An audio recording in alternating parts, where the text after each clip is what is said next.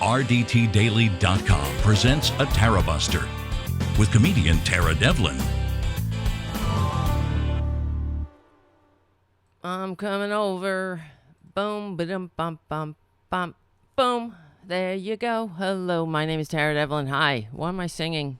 Why am I making babbling noises? I don't know. Probably because I was watching Twitler's press conference, and that's kind of the reaction you get from sitting through. I not only do I have a knot in my stomach, you just gotta go like bing bang bang bing bang bang. Yeah, you just lose your mind, or you lose it for good. You have to go into some kind of detached mode. Your brain has to start. It's sort of like, I'm not listening. You gotta go bing bang bing bang. Just to keep your brain from atrophying as well, and or exploding, frankly. Hello, everyone. I'm exhausted. I really am. I'm really tired. So forgive me. I'm kind of glad that the show was only 2 hours tonight.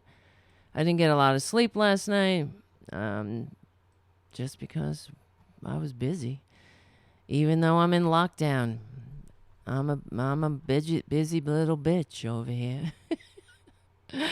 I'd like to get out, but obviously I live here. Well, not obviously, but I live in Queens, and I don't want to die. I don't. There's too much work to do, and I certainly don't want to get sick in this effing country because, I'm not rich. I don't want to have to start a GoFundMe page. I know how hard it is to just ask for patrons on the goddamn channel. You know what I mean? Who's going to want to GoFund me if I'm sick? Maybe the GoFundMe, I don't know. I've asked the conservatives a couple of times to do some GoFundMes to get me the hell out of this country if they'd like. But so far, nobody cares that much yet. Maybe one day. That's why we keep plugging away. And you keep telling. Somebody said, you tell. We've had this discussion before, but whatever. You tell truth to power. It's not that I hate that expression. It's just that no, who cares? Truth to power. Power has no concern about the truth. What are we doing here? I feel like this is more of building a community. We're not telling truth to power, frankly. Whatever. Power could give a shit about the truth. We are here to bust through the propaganda of power as long as we can still do it. As long as we have the means to, and they don't take away the facilities to, and I mean the internet, the free and open internet. It's not, we know that when they went after the internet with net neutrality, it's not going to change overnight. But these laws were in place, and they need to get back in place if ever we get this country into some semblance of sanity. Yeah, I mean semblance, because goddamn right-wing Democrats are just as bad. Sometimes I think they're worse, but anyway. So we're not speaking truth to power. Power gives a shit about truth. They make their own truth. We are speaking truth, not just to each other. We're hoping to cut through the bullshit of the corporate media, because this is the liberal media. You are looking at it. I know. It's it. This is it. It's in somebody's living room, for Christ's sakes. There's a cat in the corner. It's a cat behind me asleep. Well, over here. There's another cat in the corner over there. He'll probably be coming over soon. Well, he's asleep. Good. Let's keep him that way. And maybe we get enough patrons, we get a bigger platform, so it does make a difference. You know what I mean? We get we are able to cut through the bullshit, because you got to really speak truth, not to power, to the powerless, the dupes who think they got power. How's that? They're even worse. Just the dum-dums. And I wonder, if I were to travel in time, if I were toiling in the fields in some feudal lord's manor with the rest of the serfs, trying not to die on a daily basis, and, well, as we're doing now, but I wonder if there were serfs at that time. I'm sure there were. They were saying, oh, it's natural that we're here toiling in the fields, and the Lord is up there in the manor taking all the profits, the fruits of our labor, as it has been for time immemorial. Amen. Jesus Christ will eventually come down and balance the scales, and in the meantime, we'll await our rewards in heaven. I'm sure there were those kind of people. And I'm sure back then, honestly, I always say I'm kind of glad I was born in this period. And although I kind of wish I was born in, I don't know, it would have been nice to have everything sucks. So we got to pick one though. Especially as a woman, you got to think about that.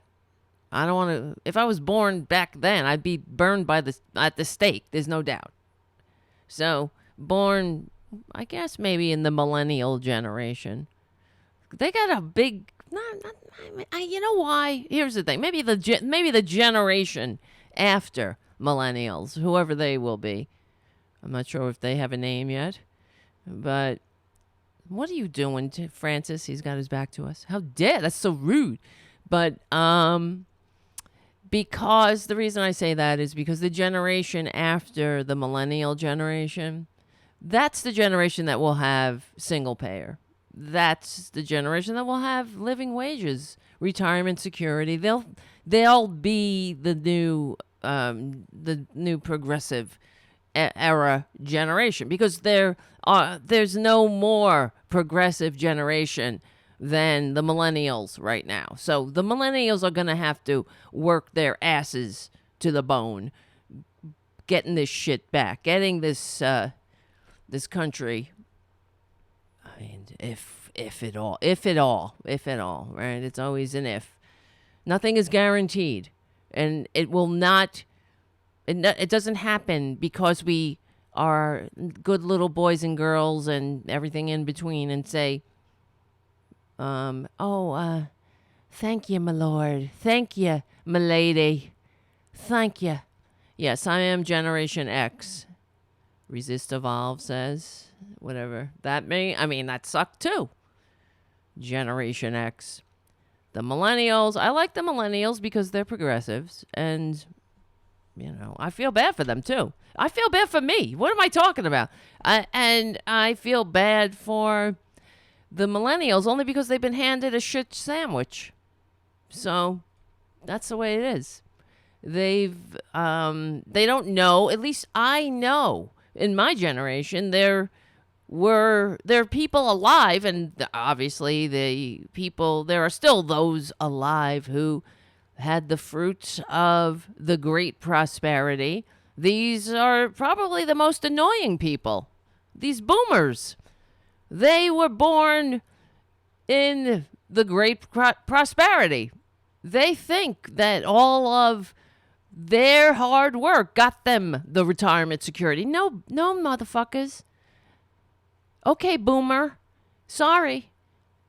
It's because government, people, liberals, fought, bled, and died to ensure a government works for the people.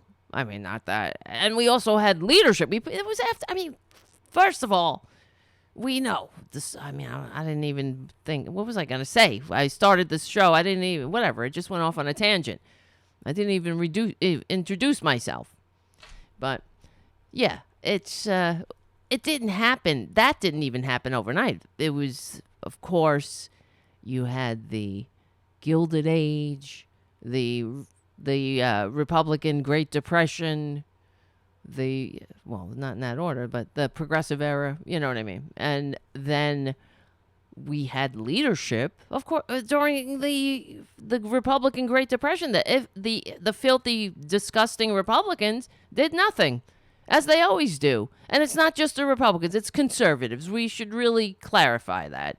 We've had conservative Democrats that suck too. So thankfully we had a liberal democratic socialist leader called Franklin Roosevelt, who was a traitor to his class.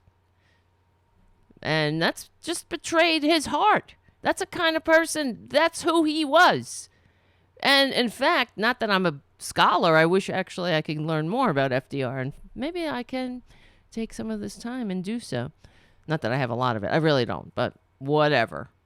I would love to learn more about FDR. I only know what I know from reading some books about him and being very interested in his life. And because he changed this country. We are still living in, many people are still living they're living above the poverty line. We're because of him, we're living in his legacy. We always have been living in his legacy, just like we're living in the legacy of Reagan, unfortunately. But that's because these disgusting, well, they're not disgusting. Some of them are normal. The damn boomers thought that I don't know why I called them disgusting. They're not disgusting. Some of them are. Just like there are some millennials who are disgusting, like Tommy Lauren. She's effing disgusting. But some of them, they thought that they're able to have their decent middle class life, and that they're able to retire and say, they saved, had vacations. They had the American dream because they worked hard, and people just need to work hard. It's not about working hard anymore. When the system is set up against you, it's the same thing that I'm talking about white people too, because we all know that the New Deal had the racist aspects of the New Deal that cut people out merely because they had darker pigments, and that was to get the buy-in of the conservative Democrats in the South. So there's a whole thing. Anyway, whatever. I remember recently, this is another tangent, but whatever. It's the byproduct of sheltering in place, I guess. But when AOC recently said that she made mention of the fact that the New Deal, the racist elements of the New Deal, and it included things like, for example, how my father, who was a veteran of the Korean War, and his brothers who were also veterans, were able to get their GI Bill. My uncles went to college. My father bought a house. All of these things. Well, he bought a house for my grandmother. That's because my grandmother's house burnt down. That's what happened. Because my grandfather was smoking in bed. All right? Hello. Don't be stupid. But he was also a drunk. So he was smoking in bed and burned the damn house down. And so they used their GI Bill money and they bought a house for my grandmother and them too, I guess. But anyway, the point is that wasn't available for people who happen to be not white. They didn't have the GI Bill in that sense. They couldn't buy property with their GI Bill, even though they served under the same flag. So when AOC said the New Deal, and rightly so, mentioned how there were racist elements of the New Deal, I think somebody went off on her. AOC racist. I think it was a Democrat too. This is what pissed me off. because this is we don't have an institutional memory in this country, and this is how they get away with everything. So let's see. AOC calls, let's see what happens when I Google this, calls New Deal racist. Because they all like, oh, she says the New Deal was racist. And hello, why can't we ever have a mature and intelligent adult conversation about our racist ass history? Of course it's racist. What the hell is that? When people who happen to have darker pigments, the Americans who served under the same flag, who put their asses on the line just like my father did and my uncles, weren't able to have the same benefits as the white people, then what the hell is that? That's what racism is. It is institutionalized. It is law. That's why when these effing right-wingers go, oh, reverse racism. What the hell? There is no reverse racism. Show me a law that says white people, everybody gets this benefit, but except white people because we need to, whatever, please some I don't know, you know what I'm saying? Like, show me a law that says white people are excluded in some form. Then we'll say, oh, okay, that's what the hell is reverse racism? It doesn't exist. You could be a bigot, you could be prejudiced, yeah. You can have stupid feelings and be a lowbrow dum-dum, but racism is a thing that implies power. You stupid right-wingers. And thanks for stopping by, dum-dums, because maybe you'll learn something. But I think you have other plans. Hey, guys, I want to check in on the chat. I know I just busted in on this show tonight. I did not mention... What? Are a Trump supporter? Somebody... okay. Hello. There's somebody on the Periscope chat. Please come to YouTube if you want to join in the rest of the party. Okay, guys? If you're on Periscope or Twitter. My name is Tara Devlin. We meet here every Saturday evening from 6 to 8 p.m. Eastern at the RDT Daily Facebook and YouTube channels. And then we are rebroadcast, believe it or not, starting Sunday at 6 p.m. Eastern on Progressive Voices or anytime on the Progressive Voices app, SoundCloud, iTunes, Stitcher. Please give the show a good review on iTunes. If you don't want to give it a good review, then F the fuck off, okay? I don't go to your job and say 2 stars. You know what I mean? Even though maybe you deserve it. Maybe just because you don't like it. If you don't like it, that's a different story. Go away. There are many, many right-wing dumb shows going on right now. You can go to Tommy Lauren's channel. She doesn't have to sit there going, please become a patron, please become a patron, please give me a good review.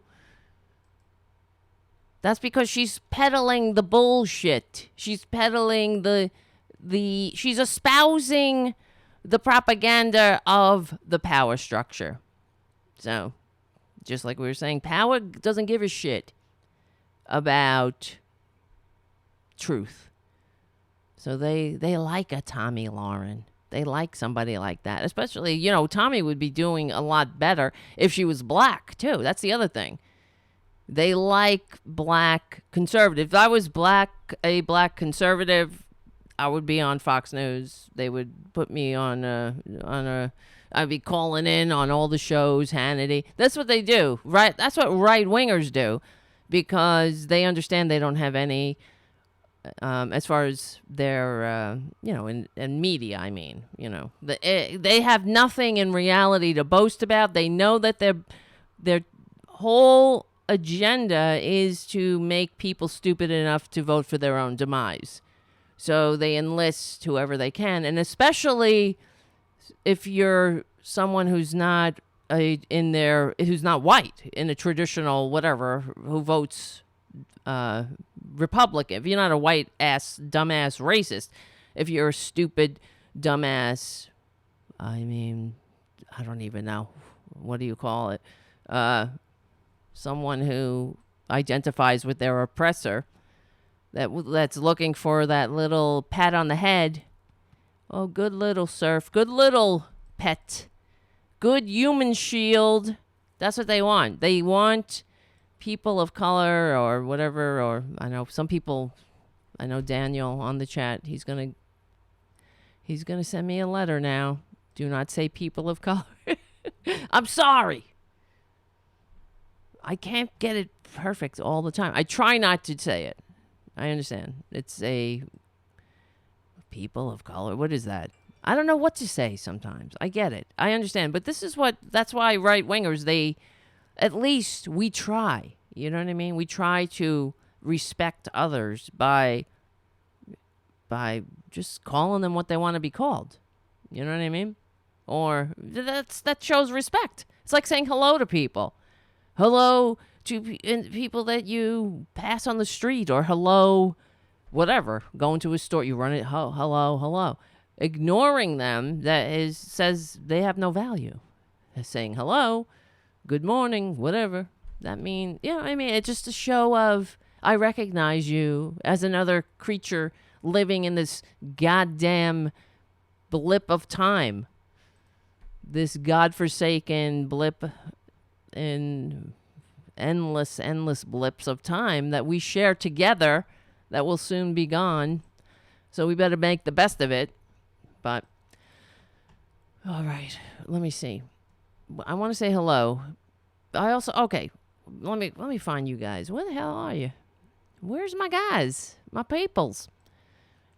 In the meantime, as I'm finding the peoples got the powers. Peoples are the powers. Now I'm just making a lot of noise come out of my mouth. Do me a favor. Please become a patron and whatever. Share the show with your friends. Tell everybody to come hang out with us. I think it's more fun when we have more people. Right? And the community is getting bigger. I can tell. I get the stats. But it's not happening as quick as I would like, even though, well, isn't that the nature of life, right? You do it anyway. You show up anyway. You keep going anyway. And I want to thank you. I'm looking, now that I found you on the chat, oh my God, you guys you're coming in hot with the super chats, and I completely appreciate that. It's more than appreciated, it's necessary, and that's what's going to keep the show going. So thank you, Patricia and Jim and Mark and Deborah and Shannon. You guys, you don't even have to. I just want to say this is above and beyond the Call of Duty, because many of you guys are patrons as well. So I appreciate that. That's all I can say. You guys are what's keeping the show going. And I don't want to keep saying appreciate. I don't know what else to say. I will be here as long as you want me to be here. I mean, not tonight. We're only going to do 2 hours because I'm exhausted. But in general, and it's needed. You know what's going on out there. So let's just get into what we're here to do. I don't know. I was watching Twitler today, and in a lot of ways, I know. I eviscerate the corporate media a lot, but I feel like it's almost an obligation to do that, frankly, because who the hell else? Who is going to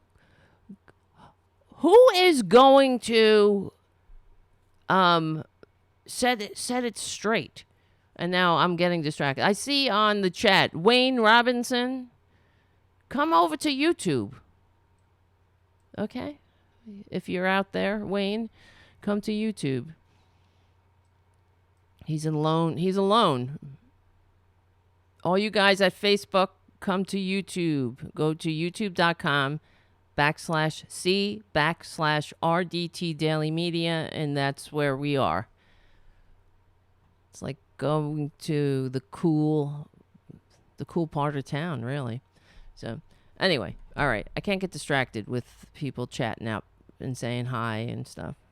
Like, I'm just saying hi. I know Wayne personally, so he's also one of our business, the small little business cabal at our DT Daily, who knows something about business. I know nothing about business. What do I know? Look at me. I barely know how about how to get out of bed in the morning sometimes. So, all right. So tonight I was watching. I don't know why. All right. Let me just get into this again. This pisses me off beyond belief, and I believe we have to talk about it only because you guys should be telling your friends too, and maybe somewhere, somehow it will change. Why the hell does the corporate media play Twitler's press conference every night? He is murdering people. It's like being dragged to a Trump rally against your will. Of course, yes, everybody gets a chance. You don't have to watch.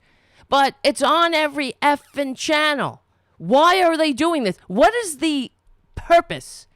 In what effing national interest could they be playing this? What is he saying?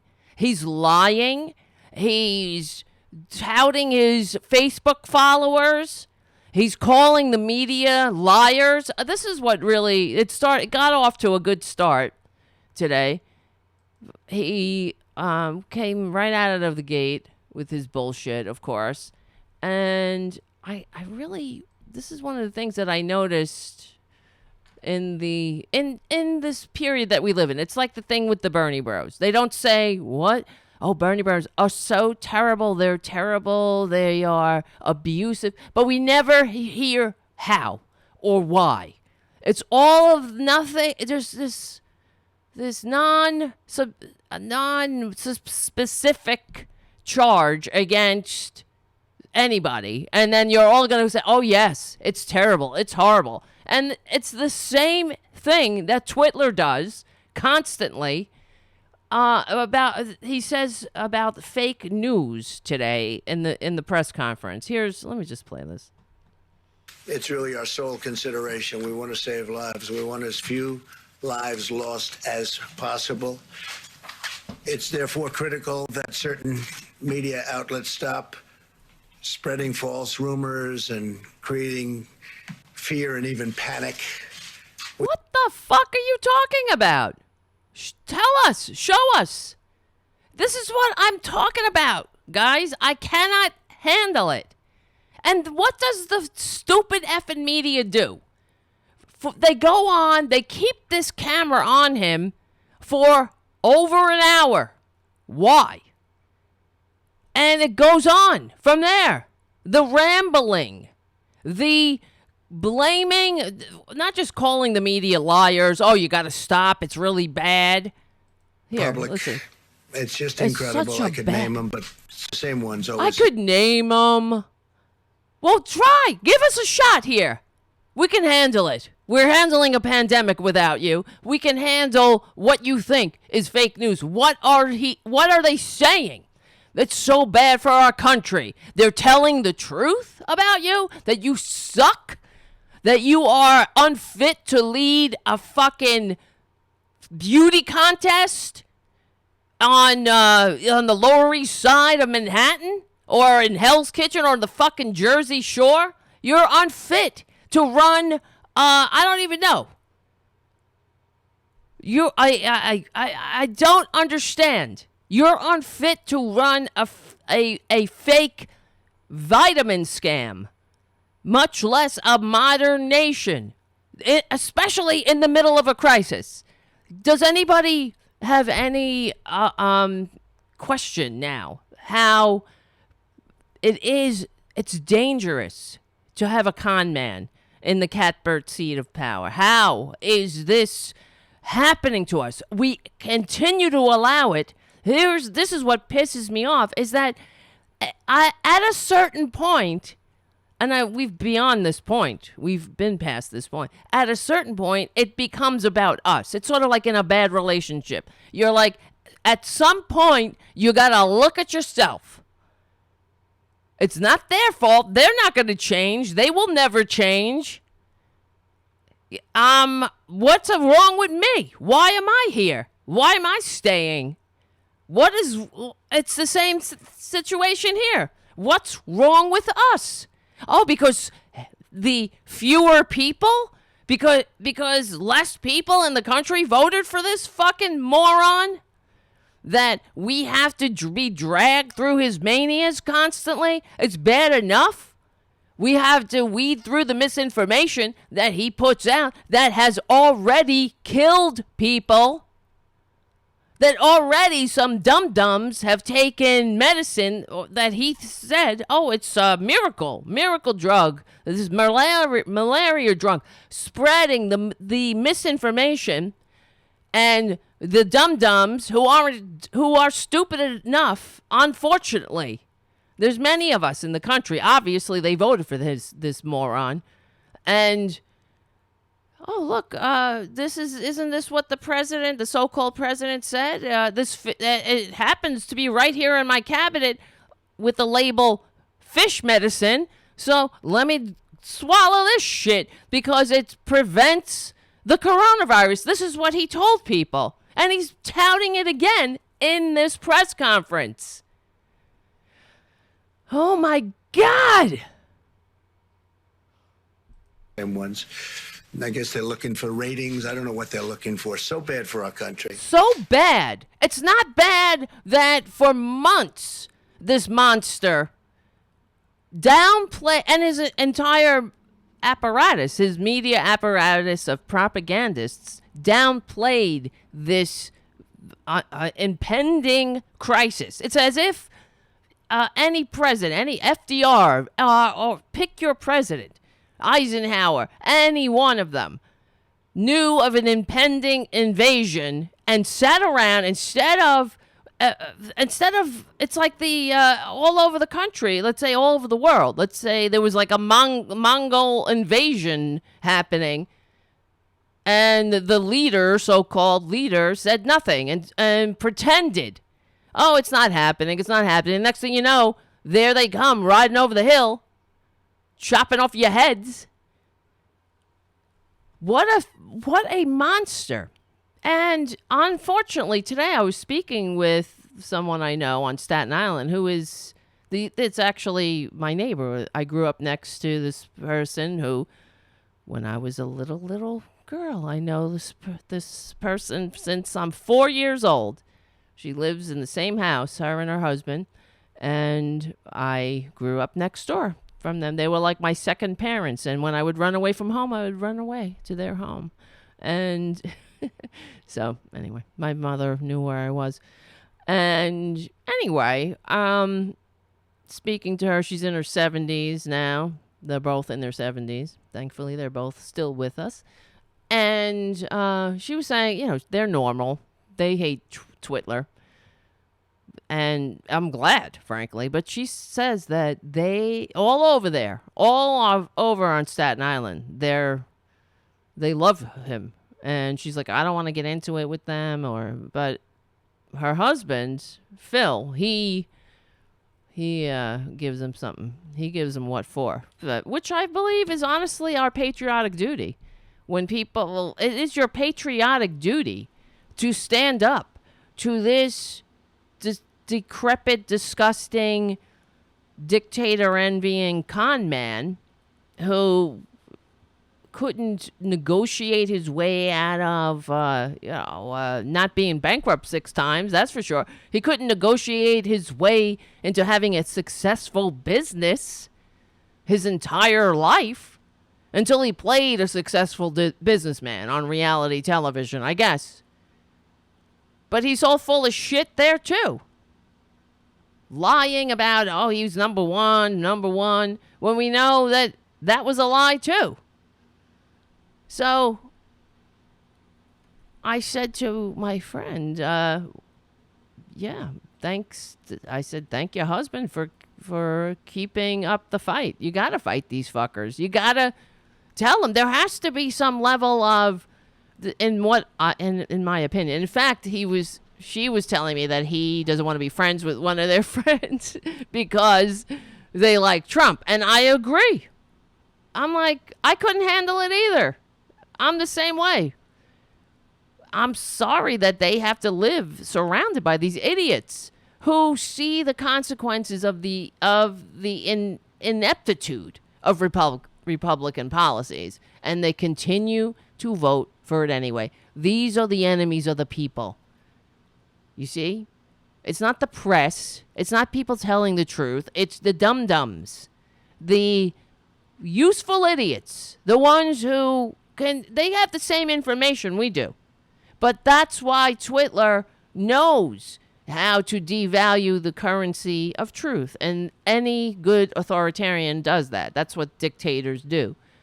And in a society, to have a functioning democracy, you have to have a level of community. And you also have to agree on reality. These are necessary pillars of the unwritten rules of democracy, including, well, they're the pillars of democracy we know.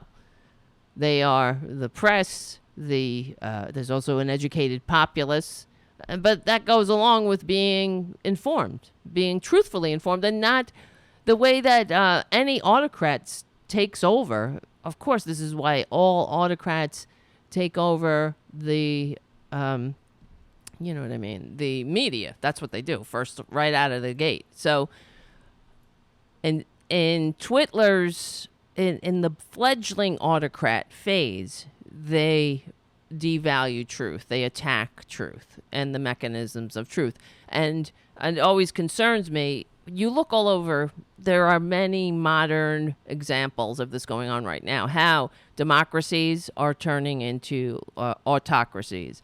And these are Twitler's they're great friends. President Xi, president for life.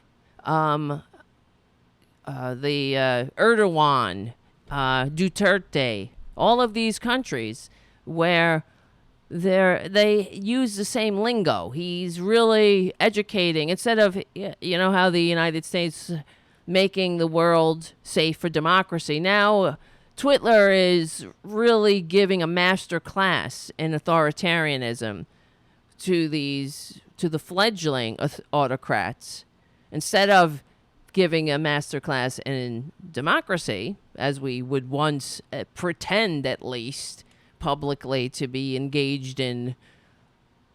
Right? I mean, think about what happened in Ukraine. There's a Ukrainian, a new democracy that it's the entire government and the culture is awash with corruption, where people pay. If you want a good food at the supermarket, you got to pay the grocer under the table. You got to give extra here. Whatever happens, someone's always getting paid under the table. And this was something that people were tired of. I mean, could you imagine? I would be exhausted from that. I can't haggle. I just want to pay. I want to get out of there.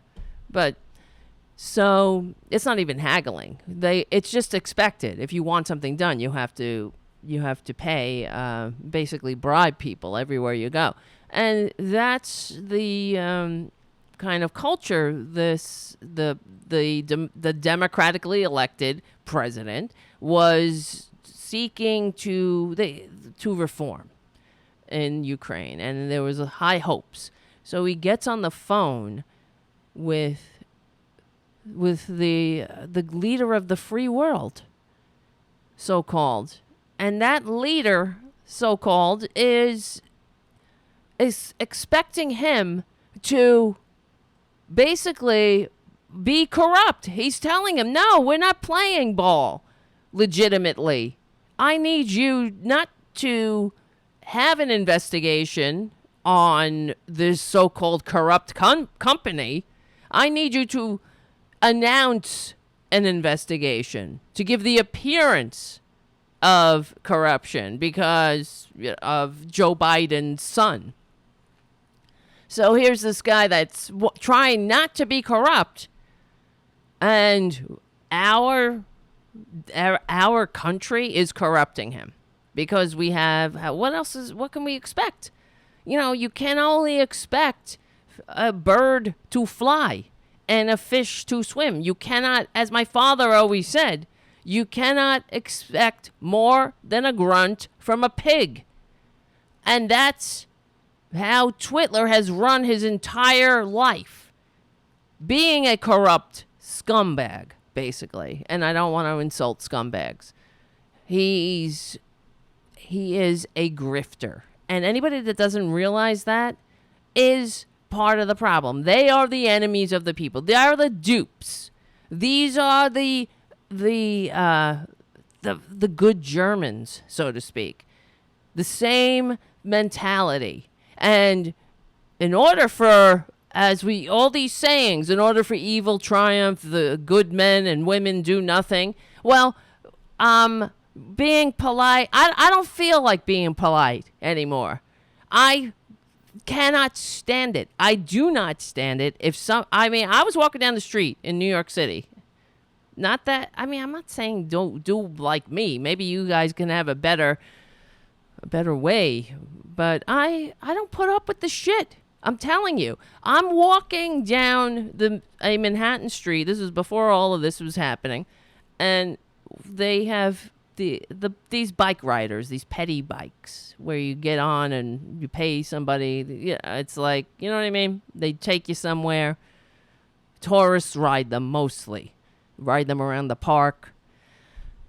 And somebody's pedaling for them. And they're in the back. You know what I mean? There's like a cart. They're being pulled around. In the friggin' park. Anyway, one of these petty bike riders had a flag on his bike that said Trump 2020. And I was walking down the street. You don't really see that every day here in New York. So I guess he had it on his bike because maybe he was by the Trump Tower. It's down there. That's another thing.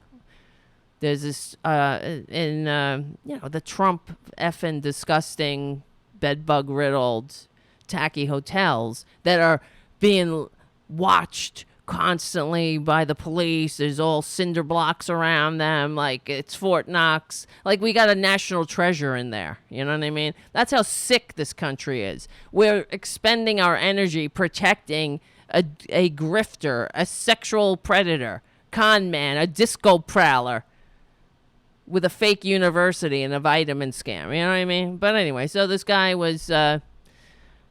had his flag on his stupid little petty bike, and I was like, get that effing rag off your I didn't touch it, of course, but I gave him my opinion. And I feel like, and he didn't say anything. He was just a little shocked. And I was like, what is that? What is that doing on your bike? Get that effing rag off your bike. And I don't know. I mean, I didn't make a federal case out of it, but I just feel like there's a place for community. The community standards. We want to talk about community standards. We don't take that shit.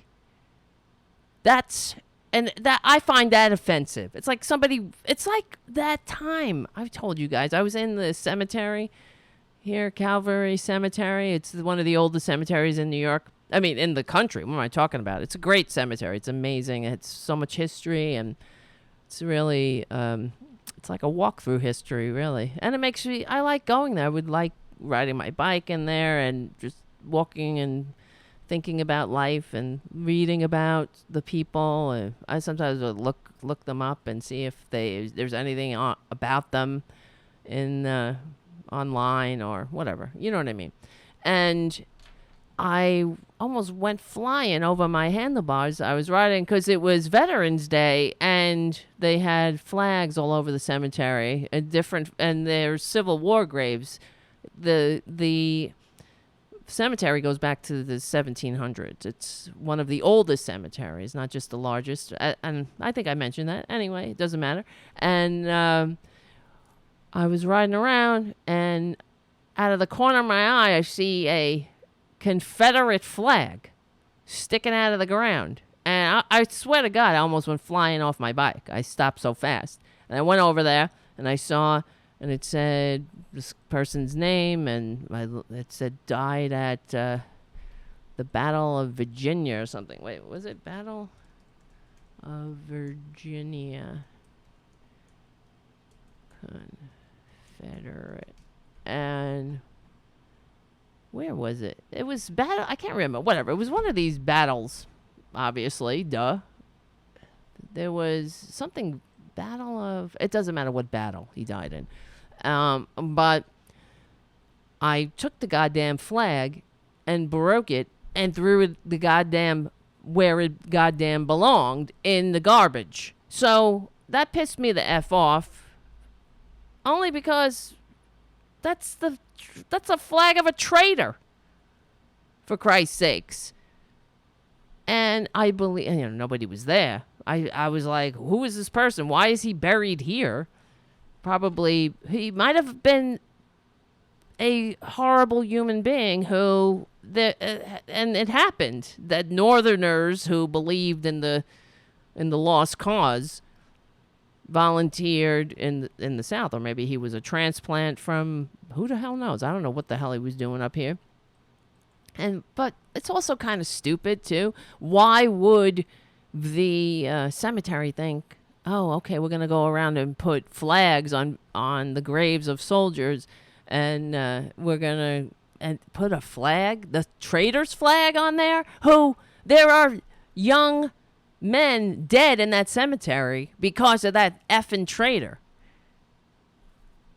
I don't understand that. And there are other people who, I think, just walking in that cemetery, someone who is not a white person would be particularly offended. I think everybody should be offended by that, by the flag of losers and traitors.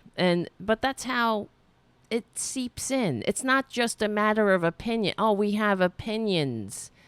We can get along with our opinions. You believe this, I believe that. No, honey, that's a traitor. The South rose up in treason. They fought this country to keep their human property. They rose up against the government that the founders fought a revolution to entrust to us, and 500,000 people, Americans, died, so we wouldn't have to put up with that shit. But anyway, that's a whole other tangent. And my point is, public shaming. I don't know. There was nobody publicly shamed. Obviously, the guy's dead. He should have been ashamed when he was alive. There was nobody there when I did that, so... But it's something to be said about what we allow in the community. Why is that even allowed? Why?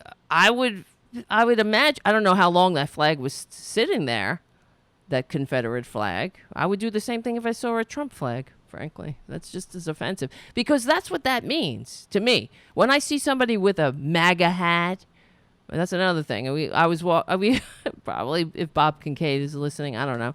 We were riding in New York City. He came up to visit, and someone was walking down the street with a MAGA hat, and I yelled out the window at him, I was like, you racist, get that hat off your head. And he got a kick out of that. But I feel like that's my patriotic duty. I don't know. Maybe one day it'll get me in trouble, but I don't care, frankly. I do not care.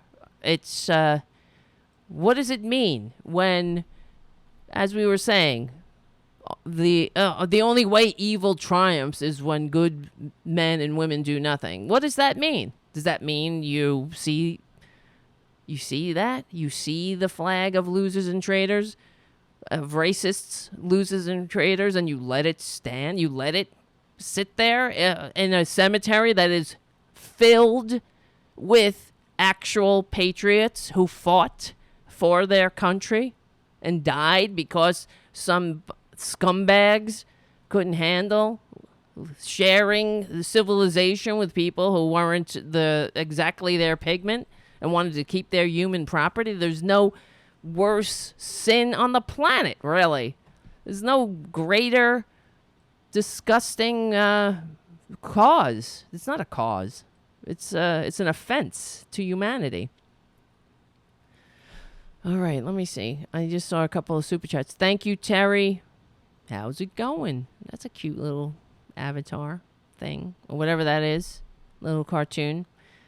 And yes, Antonia, thank you. Wow. Mobilized to save lives. Absolutely. All right. I don't know. I was going off on a tangent. Yeah, where were we? I was saying we have okay, to sum it up. Patriotic duty to call out your Trumpanzee neighbors. I don't care. This is what's so annoying is this fake unity shit. How could you unify with people who hate America?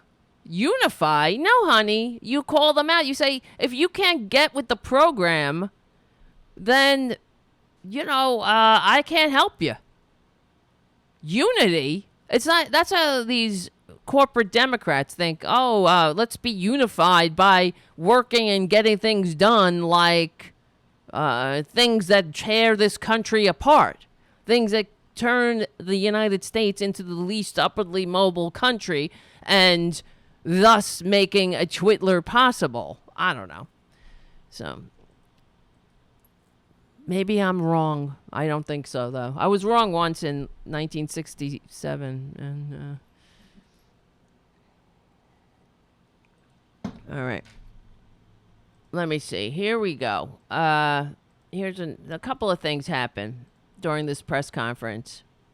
Many things. That's why I'm like, why? What is the point? Maybe we need to call I don't know. It doesn't matter though, right? They don't care. I was going to say maybe we need to call up MSNBC or put a complaint. Why? I know I complain all the time. When this happens, I'm tweeting at MSNBC. Why are you playing this? What is the point?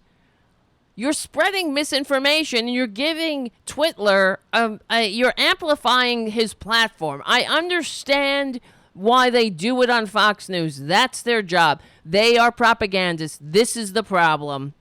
This is why I believe we have to call out these effing Trumpanzees. Or anywhere. Whether it's your mama, your uncle, your daddy, your cousin, your great aunt. You have to, maybe there's a nice way to say, I'm sorry, Granny, you're wrong. This guy's a con man. And I'll bring you the receipts if you want to look at them, if you really want to know. But you're in the arms of the devil. Believe me. Trust me, everyone. I'm telling you. Future generations are not going to look kindly on Trumpanzees, just like we don't look kindly on the good Germans. Everybody after World War II, they were all running, proclaiming they didn't believe, they weren't Nazis, they weren't in the Nazi party, but they all cheered, not all of them, but that's why Eisenhower had them drag them through the concentration camps to clean up their mess.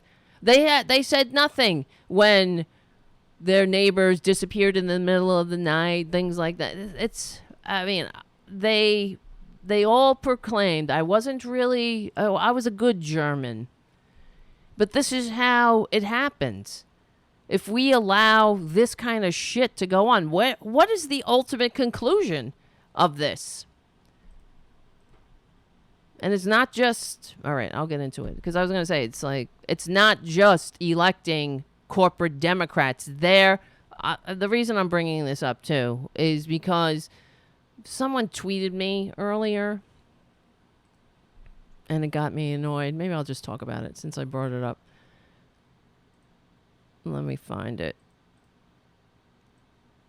and because I said, what's really irritating besides everything else is these right-wing Democrats now all over. Everybody knows them from Bernie, whatever. We know the fix is in. They are pushing Biden on us, and I'm really concerned. Okay, I would rather, honestly, if they're going to push a corporate Democrat on us, let it be Governor Cuomo. You know what I mean? I don't think I would feel as anxious because I think that he could actually win at this point, especially. I'm not sure if Governor Cuomo wants to do it, but Joe Biden has a lot of problems. He is not the best candidate to go up against Trump. I'm entirely concerned that he's going to be Hillary Clinton of 2020. So I tweeted something. Anyway, so Biden tweets, "I'm about to roll out my plan to make the economic recovery work. Tune in now." Of course, whatever. Who cares? No one cares, Joe Biden. You're not... No one's enthused, okay? So I tweeted back, "Stop trickling on us and pretending it's raining. Medicare for all is not just the only solution. It is a patriotic imperative." And someone tweets back, "This isn't helpful." She's trying to be very nice and polite. I give her credit for that. She says, "Hi, this isn't helpful right now. Please stop." So it irritates me. Because, oh yeah, that's the message. Let's not call out the right-wing Democrats like we call out the right-wing Republicans. Because just because the Republicans are off-the-chain fascist nut jobs who are unfit to, I'm trying to think of, I need to write more examples. But the one that I always go to is unfit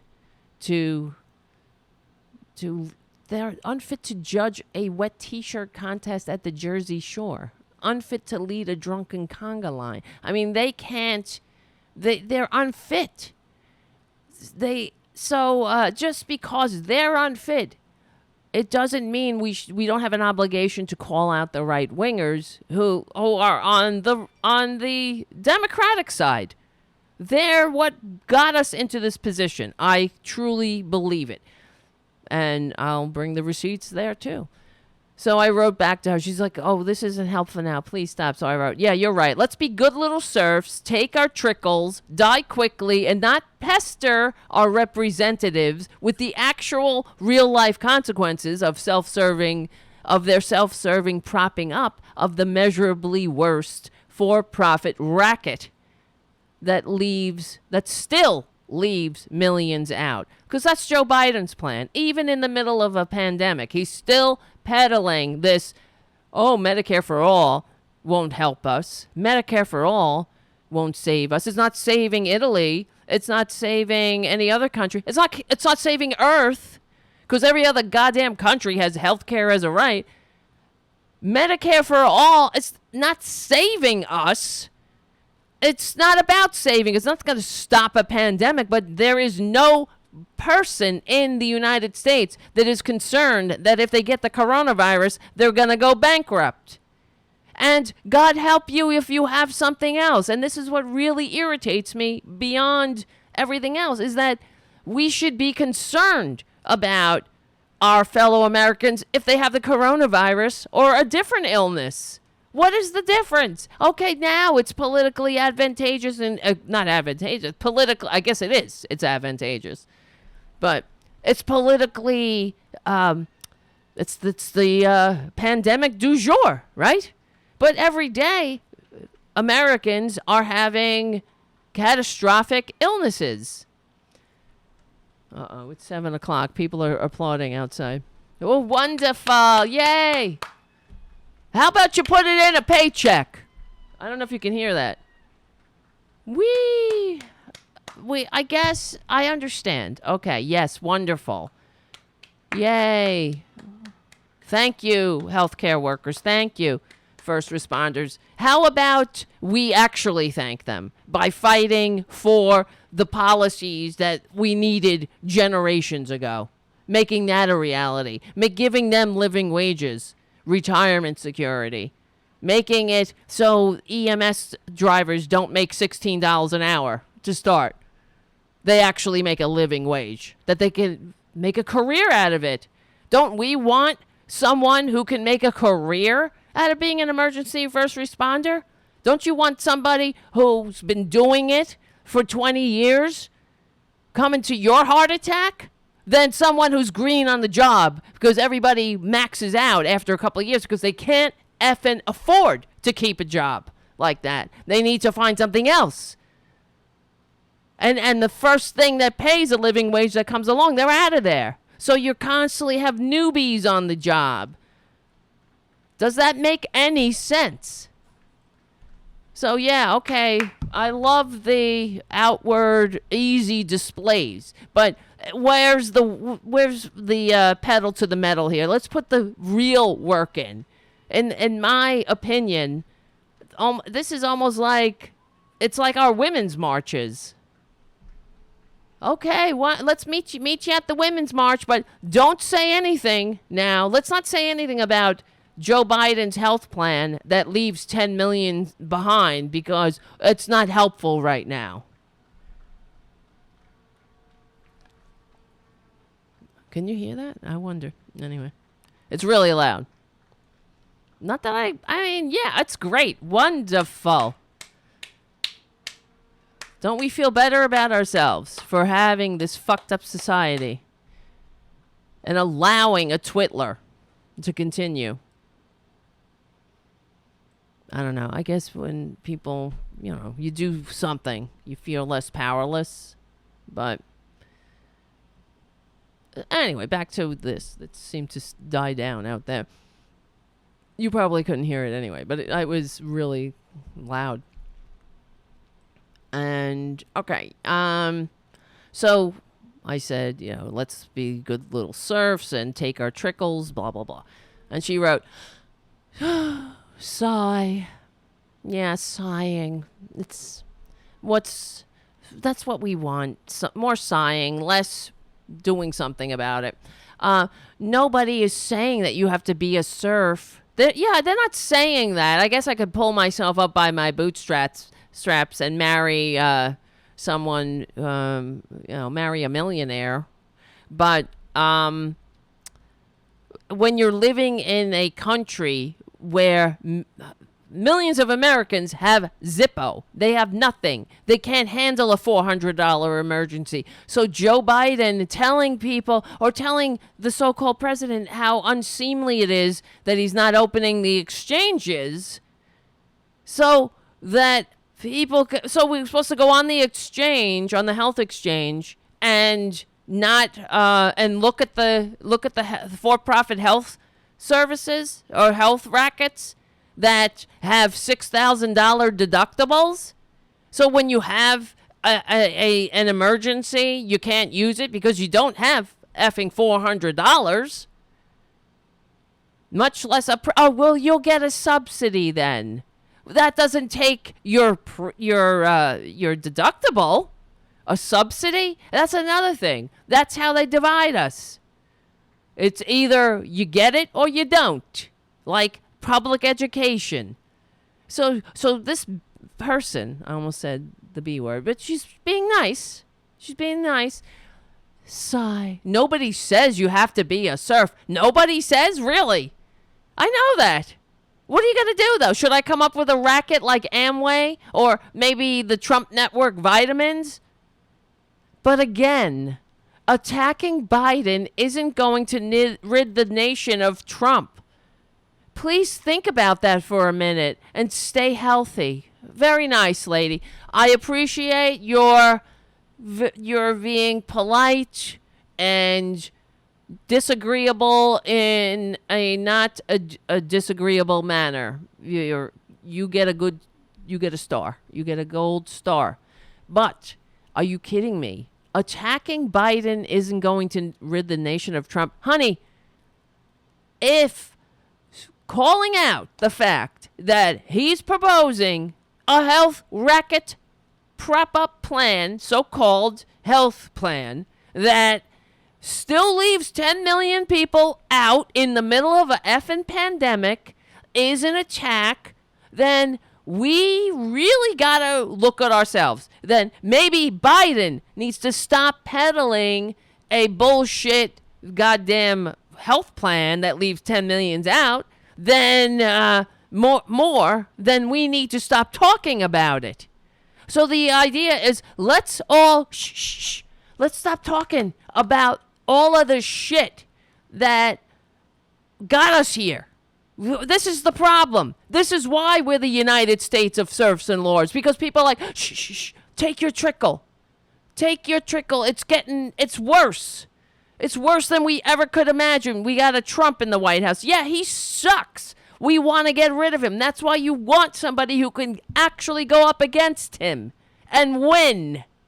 I said it in 2016, and we're not talking about these glaring issues that will F us in the end, is why he's the worst to go up against Twitler. It's unbelievable. I'm so sick of this, this whole Democratic, like the Whoopi Goldberg thing. When are you going to drop out? Why are you still in it? Why are you not dropping out? You know what I mean? So who's going to push this country where it needs to be pushed? Who's going to actually make Joe Biden, if he is the nominee, stop pushing bullshit policies that have this country on the ropes? Oh, let's not talk about it. Shush. Because you know what? It's not like the Republicans are following that plan. They're going to be talking about it. It's not like I got the secret and I'm letting it out. Oh, don't say anything and nobody knows. This is history. It's well documented. I didn't get the memo. It's all over the place. It's not like, oh, yeah, shush. If we don't talk about it, the Republicans won't know. They won't know that Joe Biden has a laundry list of issues. Why he can't even meet Twitler squarely and not just on the field of ideas. What's the difference? Because when it comes down to it, Twitler will take the moral high ground on many issues, whether he deserves it or not. We know he's a liar, but the dum-dums believe it. Unbelievable. And that's why we're serfs, ladies and gentlemen, because shush. Don't talk about the fact that the Democratic National Committee is pushing Joe Biden on us because that's the best they can do? That's the best we got? Are you kidding me? We'd be better off with Oprah. If they hated Bernie that much, but they like his ideas. Obviously, even Joe Biden's up there saying, I'm the most progressive. We know that's bullshit. And in fact, he got pants on fire for that. I've been called the most progressive senator in the Senate. Really? That's news to Earth. But if even Joe Biden is saying that, then that's good. He needs to at least give a shit. He needs to try. He needs to at least try and pretend. That's all good. Instead, he's out there still in the middle of a pandemic, peddling his shitty policies about, I was just trying to find it. He's on MSNBC. He was asked about Medicare for All again.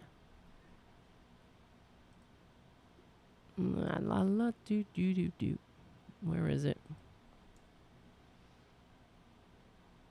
I can't find it.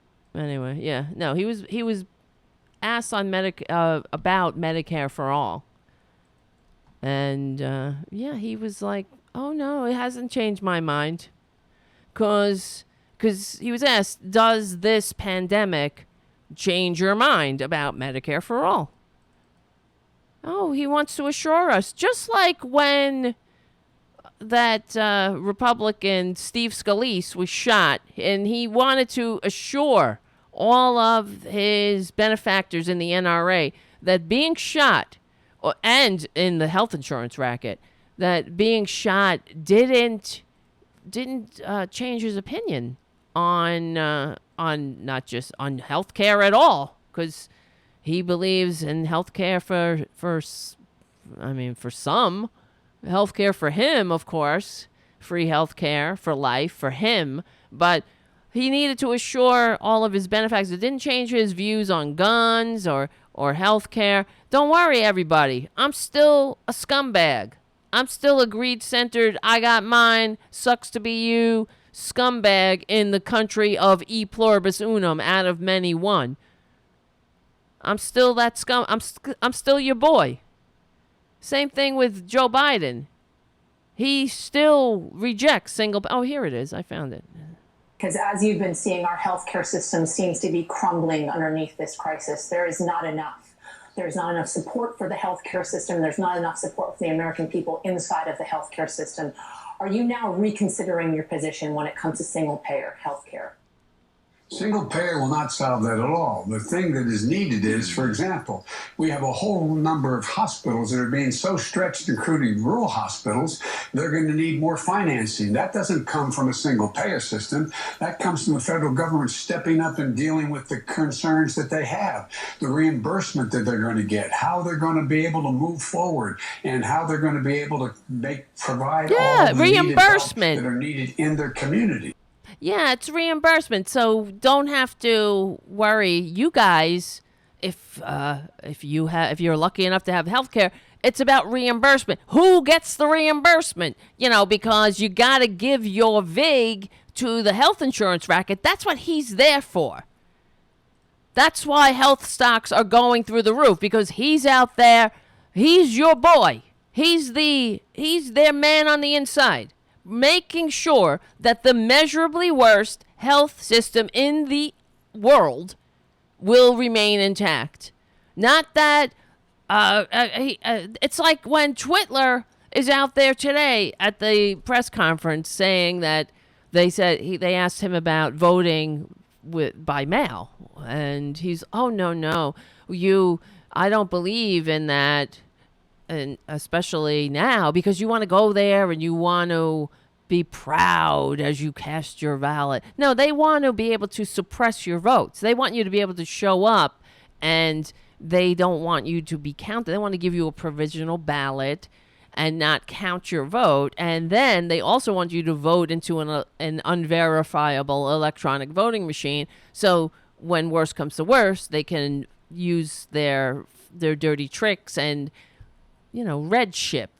It's something called redshift, where, funny enough, it always seems to benefit the conservative, where the tallies or the somehow they find all of these votes that they didn't know. They were hidden in the corner of the hard drive or something. And that's what Twitler says this out loud, meaning...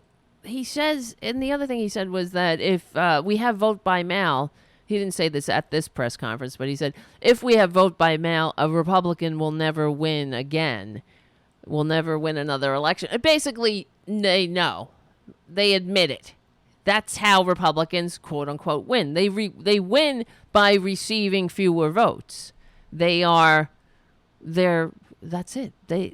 We are in the majority. They are the minority, and they know it. It's not about democracy. They could give a shit about democracy. They're not trying to build coalitions or reach across the aisle. How come you never hear the Republicans say the same thing that Democrats say? Can you ever imagine a Republican, even in the Republican debate, right, saying, oh yeah, you know me, I could get things done, I could reach across the aisle and work with Democrats? You never see that. Please, somebody find that clip. Does it exist? Because Republicans, they're never bending over backwards to say, I can work with Democrats. They say, Mr. President, the proudest thing I ever said was, Mr. President, you will not fill this Supreme Court seat. These people will wipe their ass with the Constitution. They will wipe their ass with the obituaries of every soldier who ever gave their life for democracy. And they will suppress the votes as long as they can have power. They don't give a shit about the Constitution as long as they can manipulate it. Trump was saying today, I love the Constitution. Oh, here, I actually have that clip too. Because they asked him about his filthy, disgusting, inept Republican governors that he loves so much. And these are the ones that are talking about the hoax and they're giving carve-outs to religious institutions to still have their whatever they have, their churches, their ceremonies. That I don't know if it's called Mass. I know it's called Mass in Catholic Church, but they're churching. They do their churching. They want to do churching together. So they're given carve-outs, but I say go for it. Anyway, they asked Twitler about the Republicans who are doing shit jobs, according to anyone with eyes, ears, and a functioning brain and a soul. But he had a different opinion. But there are still 8 governors, all Republicans, who have refused to issue these statewide stay-at-home orders. Your own experts, including Dr. Fauci, have said stay-at-home orders are the most effective way to stop the spread of this virus. So why not do everything possible and urge those governors right now to do that? We have a thing called the Constitution, which I cherish. Number right. one. Yeah. Number two, those governors, I know every one of them. They're doing a great job.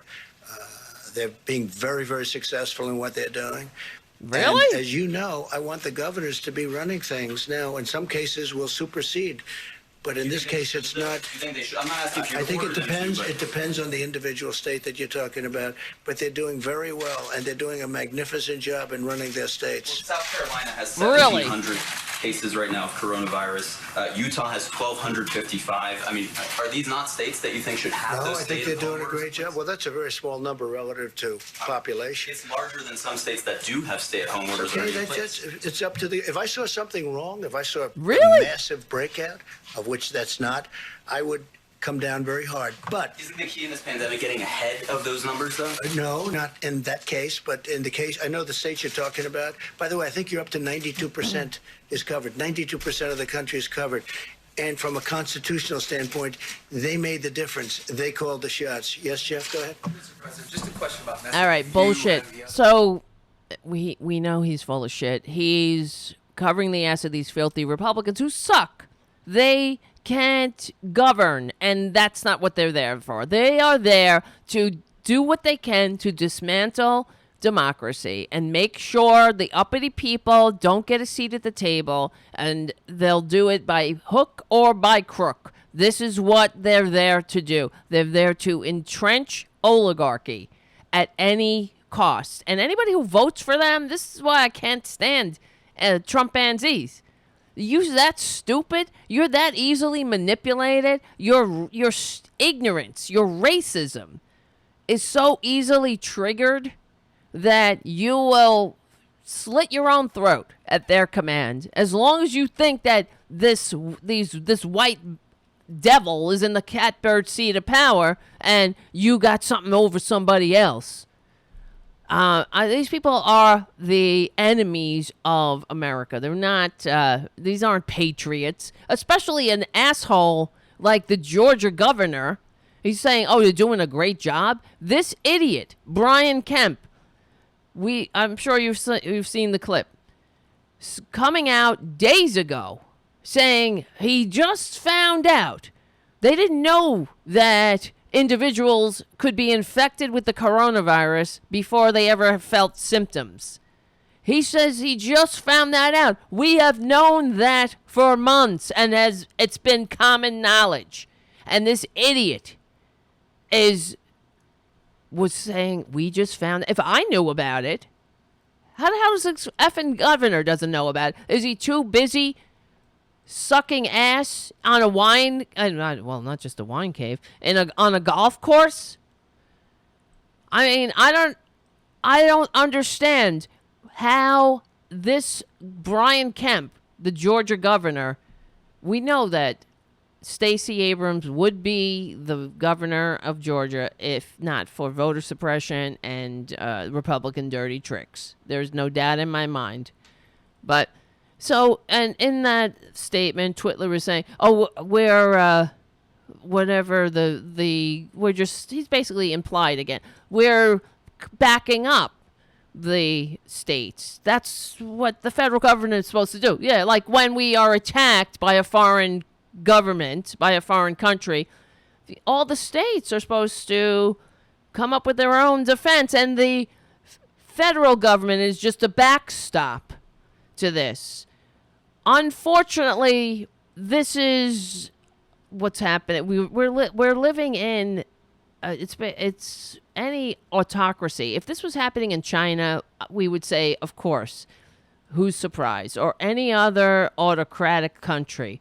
But the other day, I don't know if you saw, you probably did, Jared Kushner appeared from his coffin to join the press conference. Whatever, he's in charge of everything.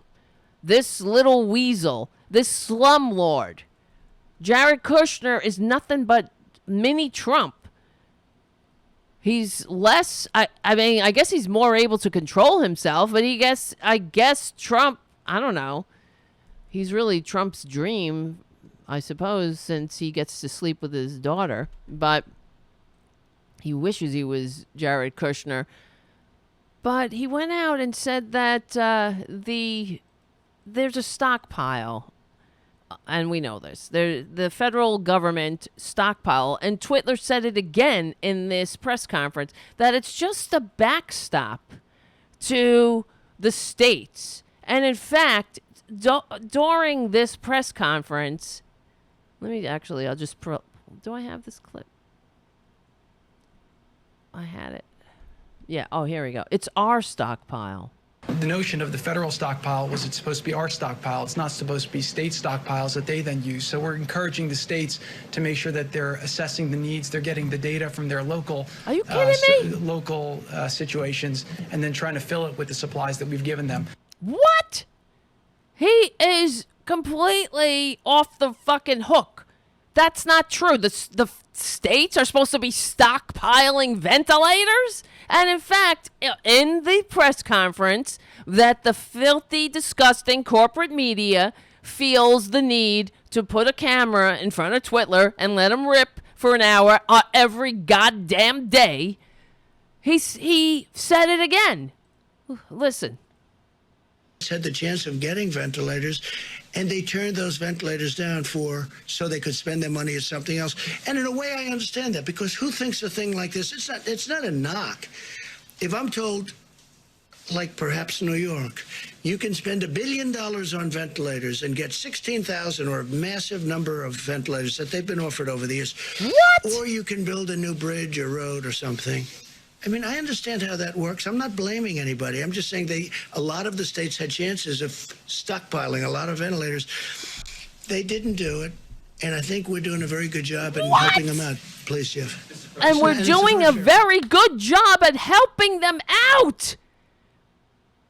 It's like the Nazis invaded, and we're doing a very good job of helping Connecticut out because they landed in Connecticut or New York. Oh, we're just doing a good job to helping them out, but you got to bid against other countries to get the ventilator. We're doing a good job helping them out. You're not there. It reminds me, it's like a child who says, you're doing something, you're cooking dinner. A 4-year-old child comes in and says, "Can I help?" And what do? You give, okay, here, stir this. What can they do? They're being helpful. There's a difference between being helpful and being useful. You have someone else who knows what they're doing. They say, "Hey, can I come in?" They come in. They cook. They cut the potatoes. I don't know. I don't know how to cook. Frankly, I don't. But you know what I mean. There's a difference between being helpful and being. It's like every day, except in this country, we have a giant 73-year-old toddler who's saying, "I'm being helpful. I'm being useful." Who thinks he's useful? He's doing nothing. And we all have to entertain it. And not only that, they rewrite. So they come out and say that Kushner comes out and says, "Oh, this is our stockpile. They should have been stockpiling." What effing state stockpiles ventilators? Okay, we could build a bridge or have our stockpile ventilators.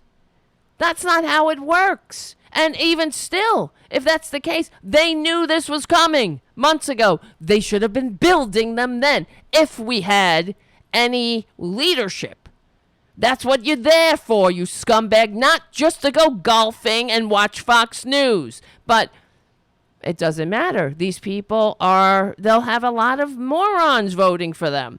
So the Department of Health and Human Services edited its website on Friday to describe, to basically back what Kushner had said. Are you kidding me? They said the Strategic National Stockpile's role is to supplement state and local supplies during public health emergencies. Many states have products stockpiled as well. Are you kidding me? That's not what it said the day before. The day before it said should you have a situation where in some states FEMA allocates oh no, that's the wrong one. It said, what did it say? Where is it? The description changed. Where is the description? On the department's website, it said, is the nation's largest supply of life-saving pharmaceuticals and medical supplies for use in a public health emergency. Okay? There you go. And it was changed to the supplies. The national stockpile's role is to supplement state and local supplies during public health emergencies. Many states have products stockpiled as well. What the fuck? Why would that be on a website anyway? You have a website? Why wouldn't you just say this national stockpile's role is to supplement state and local supplies during a public health emergency, period, end of sentence? Why would you have to add? Many states have products stockpiled as well. Because you're lying. This is where we live. This is nothing but out of a Nazi playbook. If it talks like a Nazi, acts like a Nazi, sucks like a Nazi, what is it? Is it a democracy? Is this a functioning democracy? Is it a functioning government? What is our role then? What is the corporate media's role? These monsters. Thank you. Okay, I'm going to say it again. Thank you, Bill Clinton, for deregulating the media. You gave us this shit. Oh, that was one of my regrets. Yeah, they always regret it. You ever notice that? They like Joe Biden says, "Oh, I regret it." Oh, yes, in hindsight. They don't regret it. It just didn't work out politically. Now they have to pretend to regret it. They know what they were doing. If I could figure it out when I was in my undergrad communications classes, they knew what was going to happen. They knew that they were kicking. It's like you're walking down the street and somebody comes out and kicks your legs out from under you. You have no choice but to fall to the ground. That's what they did to democracy. The democracy's walking around, but we're not walking though. We're kind of limping. Democracy was limping along in this country, trying. We got a little too uppity. during the Great Prosperity. We were trying. We were too much thinking we deserved a seat at the table. People were getting too uppity. Blacks wanted a seat at the table. Women, seat at the table. Gays, seat at the table. Oh, no, we can't have that. They needed to bring us down a couple of pegs. Put those people in their place. F the New Deal. And it wasn't just the Republicans, unfortunately. And that's why this country is so stupid. We don't remember shit. And I'm here to remind them. I'm sorry. I know that Democrats want to go like, shush, shush, shush. I'm a Democrat. I consider these fake Democrats. Because Democrats, one of the telltale signs, or at least we should, one of our characteristics we should embrace, is that we have the ability to look at ourselves and say, this is working, that's not working. And if we can't look at ourselves, if you have to, when you hold a mirror up to them and they go, shush, shush, shush, that's not helping, then who's in the wrong then? Is it me holding up the mirror to them? Or is it maybe they need to fix their faces?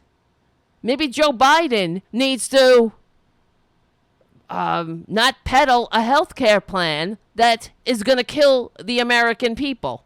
How many people are expendable? That's what he's saying. When he comes out with a health care plan that he thought this was a great thing, you see. He was so proud of it that he actually said, here's my health care plan, everybody. It's like somebody taking a shit and going, here, look what I did. Excuse me, when did it become a success to come out and say, oh, here's my healthcare plan, but 10 million people get shit? They get nothing. Zippo. They get zero. And that's wonderful. Look at me. I'm such a great guy. You're going to want to make me president.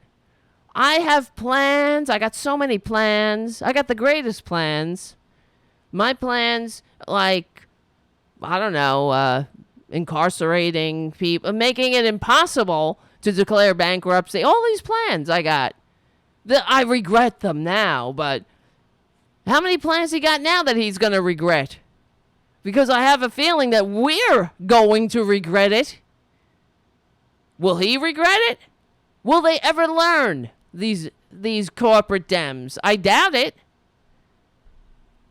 Today, even, I didn't even want to, I don't know. I don't know this guy, Joe Rogan, whatever. He's a podcaster. I don't know him. I've never listened to him in my life. He was trending today because he said that he would vote for Twitler over Joe Biden. And people were like, oh, you see, he's the guy that endorsed Bernie. You see? So I don't see, okay, I don't know this guy, whatever. I know he's got issues, racism, sexism. He's got a large following. I have no idea. I've never listened to him, like I said. But some of these Democrats were saying, oh, you see, this is the guy that endorsed Bernie, and therefore they're trying to say that Bernie voters are going to lose Biden the election again. And they're not reading it correctly. That's another example that Biden will lose on his own, just like Hillary lost. It's not Bernie. What that says is that Bernie is the most effective candidate to go up against Trump. He actually wins the Republican or the conservative votes that the same conservatives. How many times I got to listen to Amy Klobuchar say, I can get Republicans to talk to me, in between her homespun anecdotes, how she can, get Republican votes too. But they don't go friggin' apoplectic on that. Only on Bernie. But Joe Biden says the same thing. We could build coalitions. I could reach across the aisle. He's saying he can get these Republicans to vote for him. No, you can't. That's the difference. Except Bernie can get Republicans to vote for him. or at least conservative independence. And that's what we want. We want the independence. Most of the American people consider themselves independents. And I don't see, all I see this is as another reason why Bernie is actually the most effective candidate to go up against Trump. But the Democrats are setting it up again. When Biden loses, and I honestly hope that doesn't happen, I will vote for him, of course. But because, I mean, as much as I hate him, I do. I really don't like him now, honestly. I don't hate him. It's not hate. It's irritation. It's really annoying. It's really just annoying on all levels, especially being attacked by so-called Democrats telling me to shush, shush, shush. But I don't want a repeat of 2016. But what will happen is the DNCs will blame Bernie when here we are again telling them, no, we could have won. But I hope, honestly, Trump might be able to, he might lose. I hope he does, because the coronavirus, I really hope. But, oh, hi, Tara Jr., here he comes. Hello, how you doing? All right. Yeah. Say hello. Say hello to your fans. All right. But anyway. What else? Oh my God, I didn't even take a break. Yes, and Bernie will go out and he will campaign for Biden. What are you doing? But it will never be enough. I know you want to see Tara Jr. Right? Good boy. That's our emotional support cat. So, yeah, I didn't take a break, but the show will end at 8 p.m., guys. Because I'm exhausted from life. I am tired. Okay, more things. Here, we got some more video. I wanted to... Dave the Dragon Fruit says, I won't vote for Biden. I get it, but, yeah. My opinion is, when you're in a hole, stop digging. When you're bleeding, you want to stop the bleeding. But, I mean, Biden is... it will really be holding my nose and voting for him. But I believe there's many other considerations, including the Supreme Court. I mean, that's what people say. But a lot of these Democrats want to go, they just want to get back to brunch. They don't want to think about it. They don't want to think about the 10 million who are left out of Biden's health plan. They don't want to think about the broken system that we're seeing the consequences of in this pandemic. We don't have paid sick leave. We're the only country, the only modern country. That's it. We stand alone. And here's the one thing that annoyed me, actually. All right, get down. Make up your mind, Junior. He, on MSNBC, said, not him, it wasn't Biden. I was watching MSNBC. This was just a throwaway. I happened to catch it here. Lead as mayor and let people know this is how we're going to be seeing each other. And wearing these on the streets is something that will help us all control that spread. And most importantly, when we go to the grocery. All right, let me forward this. Los Angeles Mayor Eric Garcetti leading by example with face masks, encouraging Angelenos to protect grocery workers who are considered essential, of course, during the coronavirus outbreak.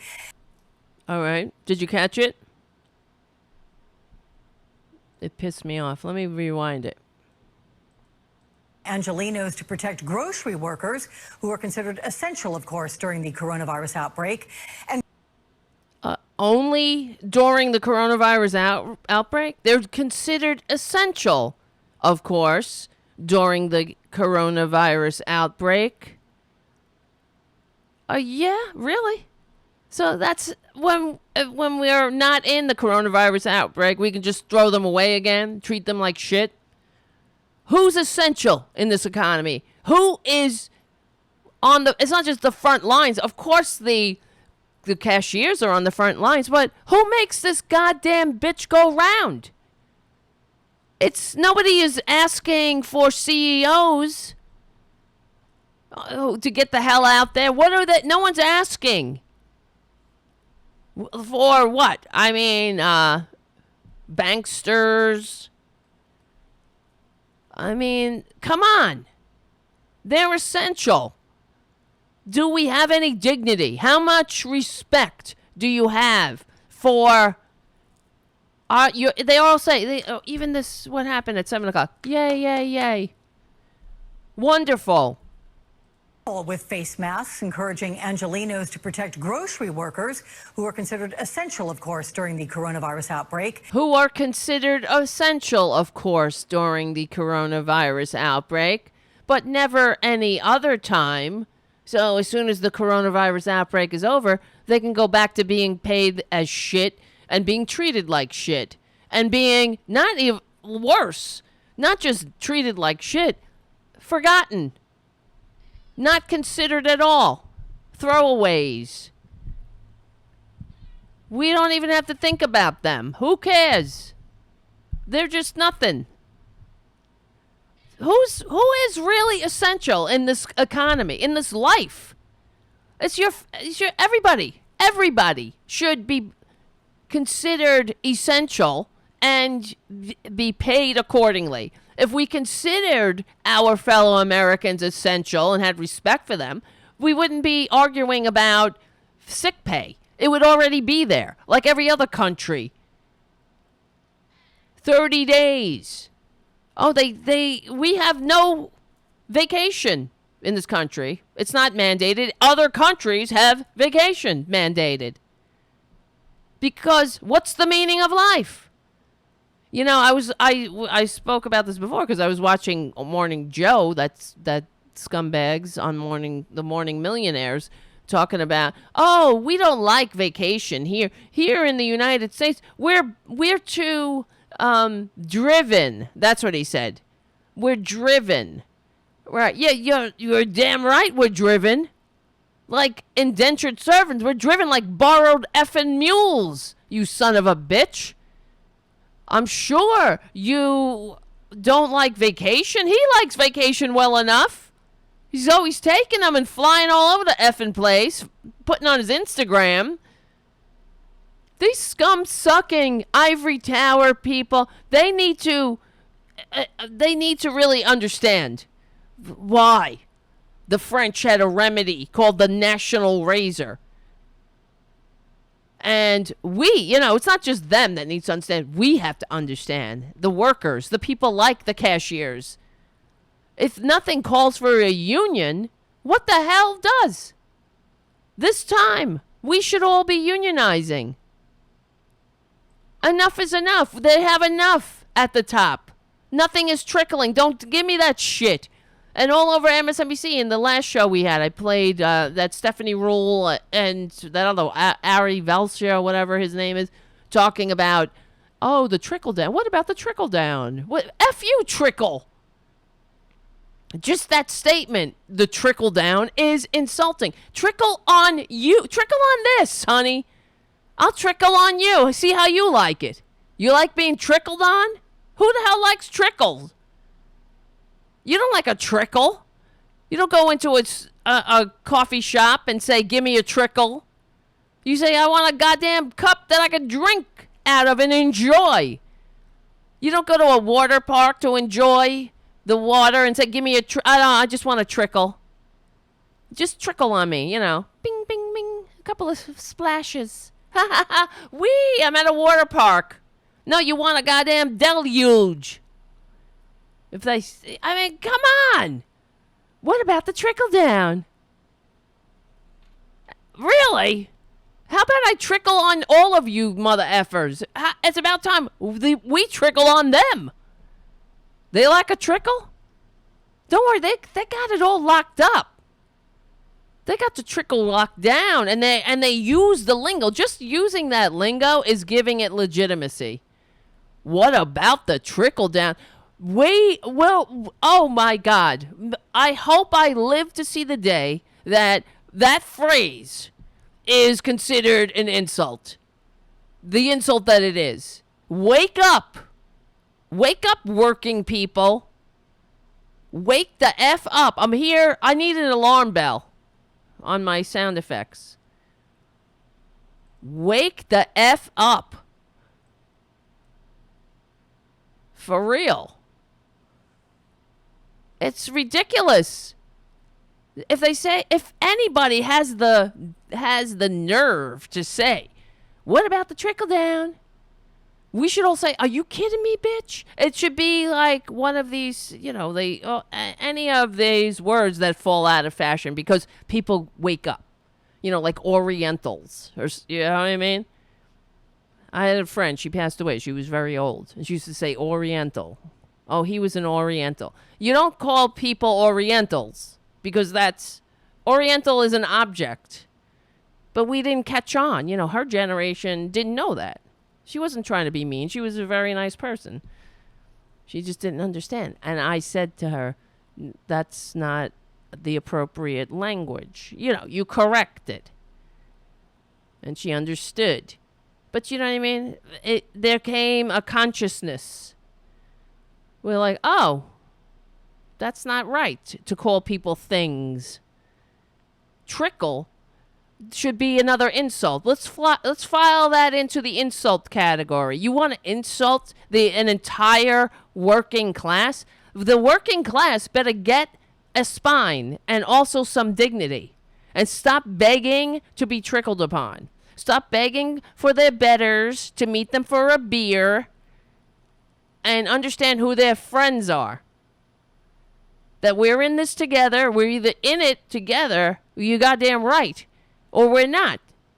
We don't leave people behind. Everybody, every worker, if there is a worker in this country that doesn't have a living wage, retirement security, or a sick pay, or decent working conditions, then we're all in danger. Every single one of us. We were all in danger of living of sliding down on that ladder. And when it comes, we're in this thing. I keep hearing these effing Morning Joe millionaires and all the, corporate media millionaires saying, oh, we're in this together. Aren't we in this together? What do you know? Then why aren't you? Then why are you saying things like, what about the trickle down? If we're in it together, then you would understand. That's not an appropriate way to describe reality, much less advocate. I mean, I guess in her mind, she thought she was being an advocate for the forgotten worker. Are you kidding me? What about the trickle down? How about you slap that word out of your mouth and get a grip and get a clue? Stop hanging out with your bankster friends, Stephanie Roll. And take a trip down, come on over here onto Tarabuster. See how the other half lives. What about the trickle down? I was on the phone with my friend. She was at Deutsche Bank for years, this woman. I was on the phone with my friends at Deutsche Bank, and they were saying how nobody understands this loan. All the bullshit loan that the Congress put together for the banksters. You got to get the banksters. Banksters not worried about a trickle. They're not getting trickled on.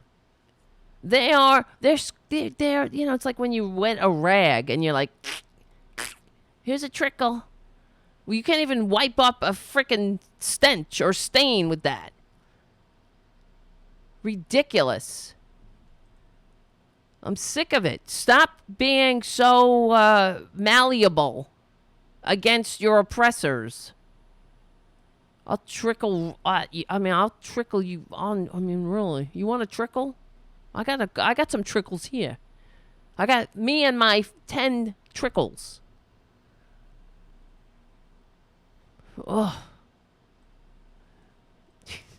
And that's what needs to happen. I mean, legally and peacefully, metaphorically. But once you get to the point where you're like, what happens is, well, this is why they keep us apart. Because they don't want us to getting together and understanding. And having somebody like me or another upstart saying, hey, that's bullshit. Trickle. What are you talking about, trickle? We deserve a living wage. We're making this bitch go round. What is she talking about? Essential during the coronavirus. We're essential every day. All the coronavirus does is highlight that, is shine a light on just how we've been mistreated all these years. Not just years, generations. Enough is enough, is it not? Ask yourself. Ask your grandparents. Ask your boomer friends. If they think that they have a decent middle class life because some bankster felt like trickling it on them, or was it that the policies promoted a middle class life? Anyway, I want to play one other thing to prove just how useless Republicans are. And I was thinking about what to call the show, and basically, conservatives are the real health crisis. They always have been. And notice I didn't say Republicans, but it's usually Republicans. The Democrats aren't out there peddling they're not saying lies. They're not telling stupid people to don't go out to dinner, like Devin Nunes said. Unreal. If only this the only highlight. Let me just play this. This was on The Daily Show. They put together a really good montage. I can report the sky is absolutely falling. We are all doomed. The end is near. The apocalypse is imminent, and you're going to all die. Or at least that's what the media mob would like you to think. Heroes of the pandemic. Yeah, dead right on this. The coronavirus is the common cold, folks. The hype of this thing as a pandemic, as the Andromeda strain, as, oh my God, if you get it, you're dead. This is one of those cases where the more I learn about coronavirus, the less concerned I am. There's a lot of hyperbole. The national left-wing media playing up fears of the coronavirus. The sky is falling because we have a few dozen cases of coronavirus on a cruise ship. I am far more concerned with stepping on a used heroin needle than I am getting the coronavirus. But maybe that's Tommy Lauren. Where the hell's she hanging out? That's what I thought when I saw this. I am more concerned about stepping on a heroin needle. What's going on in the offices of Fox News? Are they that miserable in there? It's complete addiction is breaking out all over the place. She's more concerned about stepping on a heroin needle? with stepping on a used heroin needle than I am getting the coronavirus. In the offices of Fox News than I am at getting the coronavirus. Well, please, then, do us all a favor. Go out, get together with your fellow Republicans, your fellow fascists, and touch your faces. Touch your goddamn faces. I want to touch your own faces, and then when you're done touching your face, reach across and touch Sean Hannity's face.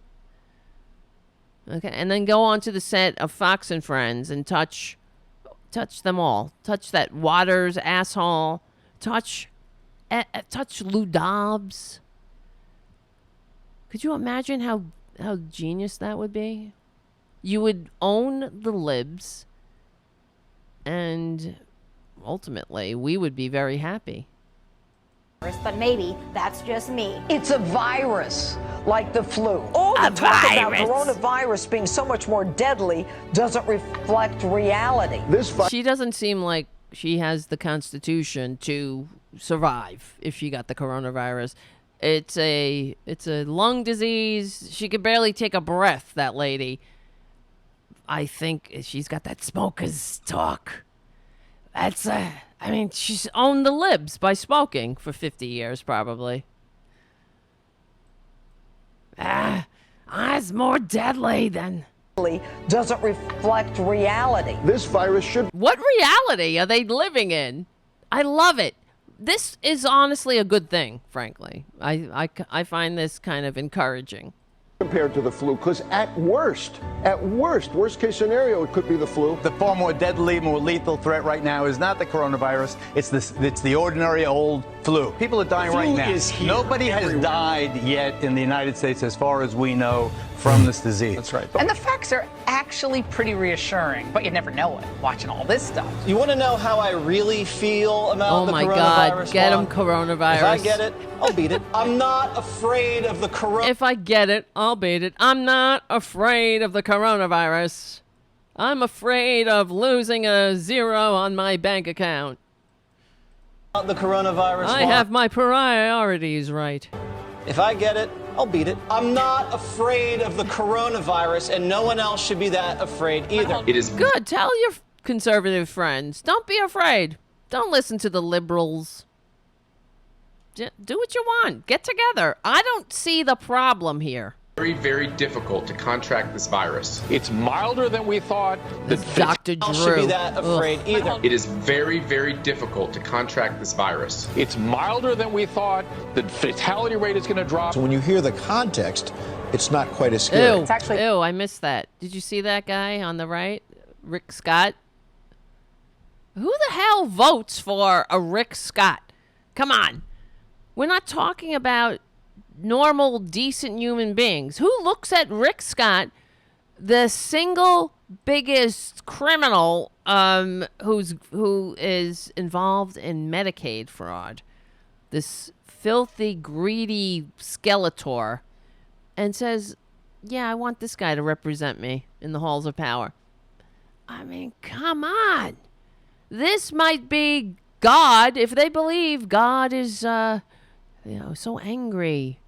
Like during AIDS, God was attacking gays. And I always said, if that's the case, then, lesbians have had a lower rate of AIDS transmission or HIV transmission than even heterosexual couples. So I guess lesbians are at the God's most precious creatures in their logic, but don't really, don't pester them with logic or truth or facts.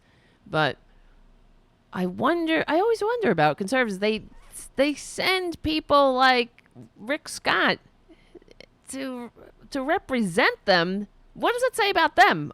We know what it says. It's not that they're not that swift. They really are not I don't know, I was going to say not nice. They're not, something is missing in them. There's something wrong with them, ultimately. Give me 10 minutes with them. I usually can dissect it. A lot of times it's racism. It's as simple as that. They're stupid. They're ignorant. They're, in many, many ways, they're fearful. We know that. But anyway, look at that. But just look at Rick Scott. He's just a vile, soulless, ugly on the inside, not even close to human. Next, it's not quite as scary. It's actually the safest time to fly. Everyone I know that's flying right now, terminals are pretty much dead. And then the planes, remember back in the day when you had a seat next to you possibly empty, you could stretch out a little more? It's like that on every flight now. One of the things you can do if you're healthy, you and your family, it's a great time to just go out, go to a local restaurant. Yeah. Likely you can get in. I get in hope easily. Devin Nunes takes his own Matt advice. Gaetz mocked concerns about the spread of the virus by wearing a gas mask on Capitol Hill. When a reporter in the Capitol asked Senator James Inhofe of Oklahoma, 85, what precautions he was taking, he extended his arm with confidence. Want to shake hands? In our line of work, you shake hands. I expect the president will continue to do that. I'll continue to do it. Good. We have contained this. I won't say airtight, but pretty close to airtight. It is being contained. And do you not think it's being contained? 0 people in the United States of America have died from the coronavirus. 0. This is a flu. This is like a flu. It's going to disappear. One day it's like a miracle. It will disappear. Miracle. I felt it was a pandemic long before it was called a pandemic. I took it very seriously. By the way, this program has always taken the coronavirus seriously. It's unreal how stupid right-wingers are. They continue to consume Fox News like it's real and allow that giant orange con man to drag them around. Like, it's just amazing. Just to go on the press conference and lambast the media, non-specifically, saying, oh, you're doing very bad for our country. That wasn't bad for the country.